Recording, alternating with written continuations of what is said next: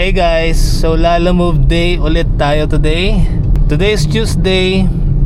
So nakakuha na ako ng first booking from Taguig going to Cavite.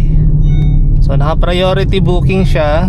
Ang karga natin for today is 150 boxes ng hopya from Taguig going to Cavite.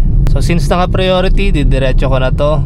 So nag-start ako mag-online today mga alas 10. Tapos mag-aalas 11 na yata ako nakakuha ng first booking.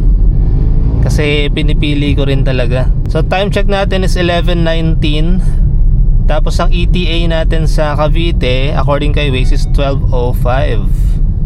So bali 47 minutes, 29 kilometers. Let's go. Ayun guys, so na-drop na natin yung first booking sa Cavite, yung mga hopya, 150 boxes. Tapos from Bacoor din, nakakuha ko ng booking papuntang Parañaque. Yan nga lang medyo marami, 14 boxes ng frozen meat. Tapos naka-regular booking lang. Though malapit lang, 11 kilometers. Try ko maghintay ng kasabayan, tawagan ko si ma'am kung pwede. So guys, na-drop na natin yung 14 boxes ng frozen sa Parañaque, yung galing Bacoor. Tapos from Pasay, nakakuha ako ng pang third booking going to Pateros naman.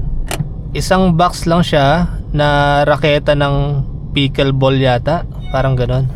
So halos wala akong makitang kasabay ngayon, puro single booking ako.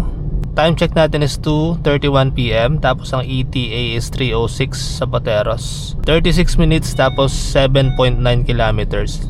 So tingin-tingin pa ako ng booking, baka sakaling may sabay pa. Let's go. Ayun guys, so after ko ma-drop yung third booking sa Pateros, umuwi muna ako saglit sa bahay kasi may inasikaso ako. Tapos doon na rin ako nag-lunch.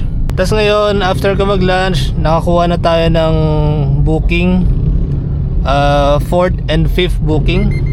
Yung isa is galing Makati papuntang Pasig, naka-regular booking. Tapos mga buns tsaka burger fatty lang siya, kasyang-kasya sa trunk.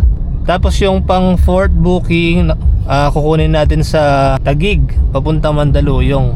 Actually, nakapag-pick up na ako sa kanila dati, kaya familiar na ako sa kukunin. Mga ano to, sauce.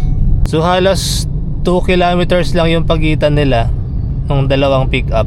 So let's go. Kunin na natin yung pang 5th booking, pang sabay sa 4th booking natin. So yun guys, na-pick up na natin yung 5th booking, which is yung mga sauce doon sa bandang Pure Gold Junior sa Taguig. So unahin lang natin yung dito sa Pasig kasi medyo may priority fee siyang dinagdag. So unahin na natin, tapos isunod natin yung sa Mandaluyong. Let's go.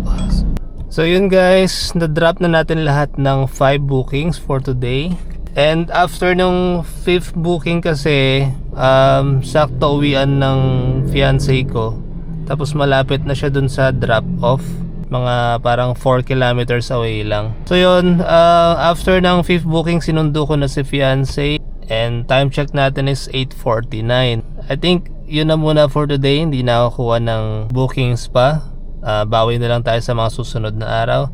So ang kinita natin for today kay Lalamove, bukas na yung commission niya is 1,527.40. Tapos i-less natin yung gas, which is 708.53. So ang kinita natin kay Lalamove for today is 818.87. So naka 5 bookings lang tayo for today. So ang kinita natin 818.87 kasi meron nga tayong personal errands na ginawa after ng 3rd booking. Tapos after naman ng 5th booking, sinundo ko na rin si fiancé. And ayun, diretso uwi na rin tayo. So 818.87, ganoon talaga, bawi na lang sa mga susunod na araw. So yun guys, thank you for watching. See you sa next video. Parang sa amin signing off. Bye bye.